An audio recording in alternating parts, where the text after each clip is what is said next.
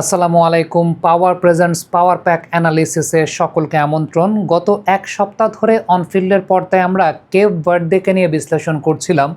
আমাদের প্রথম ভিডিওটা ছিল কেপ ভার্দের সঙ্গে গোল বের করাটা আসলে খুব বেশি সহজ না।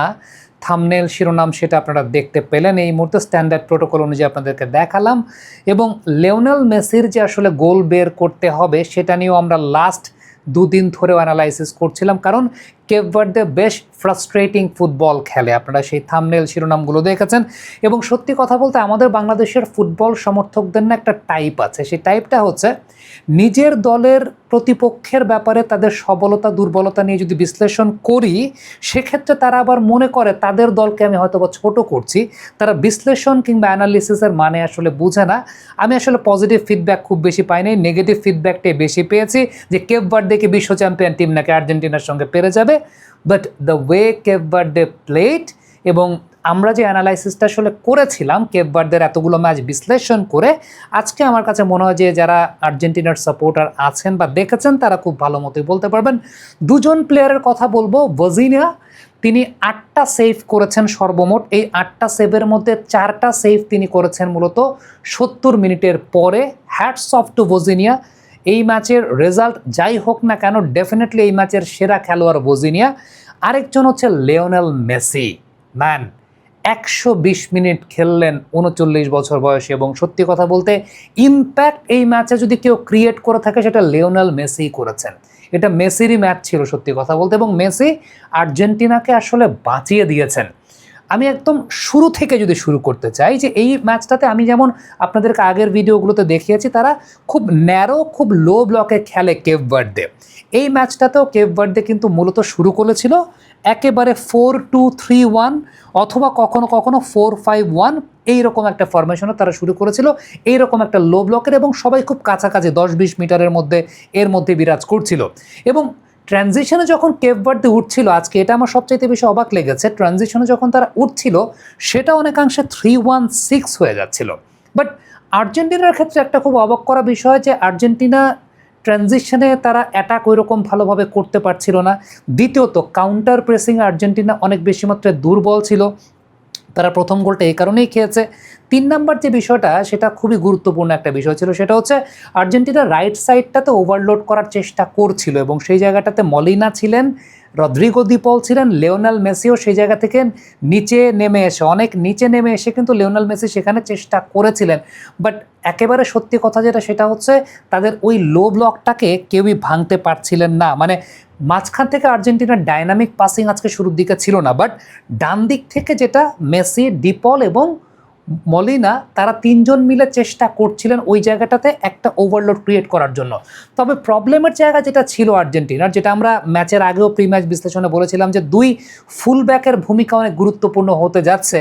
2 ফুল ব্যাকের কাছ থেকে ওই টেম্পো রানটা আমরা আসলে দেখতে পাই নাই, যে রানটা খুব প্রয়োজন ছিল। মানে আর্জেন্টিনা অ্যাকচুয়ালি নিডেড রানার, তাদের আসলে রানার প্রয়োজন ছিল। বাবা এত এনার্জি কই পাও? এই পাওয়ার চুমুকে অ্যাকশন। আর্জেন্টিনার ফাইনাল থার্ডে রানিংটা হচ্ছিল না এবং দেখেন একটা বিষয় সেটা হচ্ছে হাইড্রেশন ব্রেকের পর সে রানিংয়ের দায়িত্বটা নিলেন লিওনেল মেসি। মানে 39 বছর বয়সেও he is greatest of all time. এই কারণেই বোধহয় he is greatest of all time because of his consistency. যে 39 বছর বয়সেও আর্জেন্টিনার ওই সময় দরকার ছিল একজন রানার, রানিংয়ের দায়িত্বটা তিনি নিয়েছেন। আপনি প্রথমত যে বিষয়টা খেয়াল করে দেখবেন, the anticipation of Lionel Messi. বলটা ছাড়ার আগে কিন্তু লিওনেল মেসি অফসাইড পজিশনে ছিলেন বলটা ছাড়ার আগে, বাট এই অফসাইড পজিশনে থাকাটাও তার একটা ট্রিকের জায়গা। ট্রিকের জায়গাটা এরকম যে আলটিমেটলি ডিফেন্ডার যারা ছিলেন তারা কিন্তু তাকে মার্কটা করতে পারেননি, বাট যেই মুহূর্তে বলটা ছাড়বেন Lionel Messi came into the onside zone. এটা যাদের হয়তো বা সন্দেহ জাগবে যে মেসি এখানে অফসাইড ছিলেন না, মেসি বলটা ছাড়ার আগে অফসাইড জোনে ছিলেন, যেখানে আসলে তাকে ওইরকমভাবে মার্ক করতে পারেনি। বাট বলটা ছাড়ার সময় Messi was in the onside zone এবং the way he received the ball with 1 touch left ফুটে, সেই ফুট দিয়ে গোলটা করেছেন। That actually reminded me of his another goal of 2018। 2018 সালে তার আরেকটা গোলের কথা মনে করে দিয়েছিল এবং ইট ওয়াজ টু গুড। এই গোলটা চমৎকার একটা গোল ছিল। মেসি তো গোল আরও পাচ্ছিলেন, যেই ফ্রি কিকটা ভিজিনিয়া সেভ করেছেন। আপনি একটু চিন্তা করে দেখেন, ঠিকমতো হয়তো বা রেডিও হতে পারেন নাই। ভজিনা যে পোস্টে দাঁড়িয়েছিলেন, নিয়ার পোস্টে দাঁড়ানো ছিলেন, সেইখান থেকে যেইভাবে গিয়ে তিনি ফার পোস্টে বলটাকে সেভ করেছেন, ইট ওয়াজ আনবিলিভেবল। 1-1 আরেকটা সেভ করেছেন। আপনি জাস্ট পজিশনিংটা খেয়াল করবেন যে হি ওয়াজ স্ট্যান্ডিং স্টিল, পজিশনটা কোনো নড়চড় নাই, কনফিউশনে পড়ার কোনো জায়গা নাই। হি ওয়াজ ট্রুলি অ্যামেজিং ভজিনা। ইভেন আপনি যদি চিন্তা করেন 70 মিনিটের পর থেকে যতগুলো সেভ করেছেন, ট্রুলি ইন্সপিরেশনাল। যে গোলটা আর্জেন্টিনা প্রথমে খেয়েছে, এই জায়গাটা যদি আমি বলি, খুব সম্ভবত এটা এনজো ফার্নান্দেজ ছিলেন, আই এম নট শিওর। ওই জায়গাটায় এনজো ফার্নান্দেজের আসলে চার্জে যাওয়ার কথা। রাইট ব্যাক মানে ওই পজিশনটা তো একদম ফাঁকাই ছিল যে জায়গাটাতে কিকটা হয়েছে, এবং এমি মার্টিনেজের ইনিশিয়াল পজিশনিংটাও আমার কাছে মনে হয় যে ঠিক ছিল না।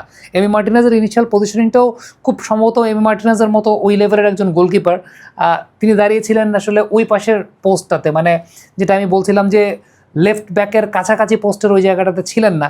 সো যেভাবে শটটা নিয়েছেন, এই শটটা আসলে কিছু করার ছিল না, সেটা ডিফেন্ডারেরও ছিল না, ইভেন এমি মার্টিনেজের জন্য আসলে সেই জায়গাটায় ছিল না। তবে আমার কাছে মনে হয় যে এনজো ফার্নান্দেজ ওই জায়গাটায় ডিফেন্সিভ রানের জায়গাটা ডেফিনেটলি মিস করে গেছেন। এবং সত্যি কথা বলতে আর্জেন্টিনার, আমি যদি ওই জায়গায় ট্রানজিশনাল প্রেসিংয়ের কথা বলি, কিংবা আমি যদি বলি যে কাউন্টার প্রেসিংয়ের জায়গাটায় আর্জেন্টিনা আজকে খুব একটা ভালো ছিল না, যে কারণে প্রথম গোলটা কনসিড করতে হয়েছে। সেকেন্ড গোলটা, তার আগে তো বলতে হবে ডেফিনেটলি এর আগে লিসান্দ্রো মার্টিনেজ যে অ্যাসিস্টটা করেছেন, মানে যে বলটা বাড়িয়েছেন, ওই বলটা বাড়ানোর ক্ষেত্রে এটা আমাকে আসলে প্রথম আলজেরিয়ার সঙ্গে ম্যাচটার কথা মনে করে দিয়েছে যে আর্জেন্টিনার এই টিমটার এই ক্যাপাসিটির জায়গাটা আছে যে মানে থ্রু দ্য গেট, এটা তো আসলে ওপর দিয়ে মেরেছেন লিসান্দ্রো মার্টিনেজ। আলজেরিয়ার সঙ্গে ম্যাচে দ্বিপল পাসটা দিয়েছিলেন, কিন্তু থ্রু দ্য গেট, সবার মাঝখান দিয়ে একটা পাস বের করে দিয়েছিলেন মেসিকে। সো এই ক্যাপাবিলিটি আর্জেন্টিনার এই টিমটার আছে, যেটা একটা অন্যতম বড় বৈশিষ্ট্যের জায়গা। সেকেন্ড গোলটা লিসান্দ্রো মার্টিনেজ দিয়েছেন, এবং ইট ওয়াজ রিয়েলি আমার কাছে মনে হয় যে বেশ ভালো ফিনিশিং একটা তিনি করেছেন। আর লাস্টের যে গোলটা, যেটার জন্য আর্জেন্টিনা আসলে বেঁচে গেছে, সেই গোলটা তো লিওনেল মেসির কাছ থেকে বলটা এসেছিল, এবং পরবর্তী সময় সেটা ওন গোল বলে বিবেচিত হয়েছে, মানে সেটাকে আসলে ওন গোল দেওয়া হয়েছে, হোয়াট এভার, সেটা ব্যাড লাক। তবে সেকেন্ড গোল যেটা কেপ ভার্দে দিয়েছে, আমি সত্যি কথা বলতে ফ্র্যাঙ্ক ল্যাম্পার্ড, ডেভিড বেকহাম বা স্টিভেন জেরার্ডদের সময় আমার শৈশব কেটেছে, এবং ওই কার্লিং আমার মনে আছে এভারটনের হয়ে ওয়েন রুনির কাছ থেকে আমি ওই ফোর্সে ওই কার্লিং আসলে দেখেছিলাম। আর ডেভিড বেকহাম তো ওই কার্লিংয়ে আসলে বল মারতেন, ইট ওয়াজ অ্যামেজিং। এবং ওই গোলটা হওয়ার পর আমি তখন বলছিলাম যে এই গেম যদি কেপ ভার্দে আসলে মানে না জিতে, সেটা ফুটবলের সঙ্গে ইনজাস্টিস হয় কিনা। ডেফিনেটলি আমি জানি যে আর্জেন্টিনার অনেক সমর্থক আছেন, বাংলাদেশে আর্জেন্টিনার প্রতি আবেগের অনেক জায়গা আছে, বাট ফিফা র্যাঙ্কিংয়ের এত নিচের একটা দল প্রথমবারের মতো ওয়ার্ল্ড কাপ খেলতে এসেছে, এরকম একটা ম্যাচ তারা খেলেছে, আনবিলিভেবল। এই ওয়ার্ল্ড কাপের সেরা ম্যাচ, একদম পুরোপুরি আর্জেন্টিনার দুর্বলতার জায়গাগুলো প্রকাশিত হয়েছে, আর্জেন্টিনাকে ঘাম জড়িয়ে দিয়েছে। Hats off to Lionel Messi. 120 মিনিটটা আমার মনে হয় যে মেসি ওয়াজ দ্য ইম্প্যাক্ট এই ম্যাচটাতে, Messi was the saviour for Argentina. আর অন্যদিকে ভজিনিয়া, whatever the result is, my man of the match is ভজিনিয়া। কমেন্ট বক্সে আপনাদের মন্তব্য মতামত জানতে চাই, লিখে পাঠাবেন।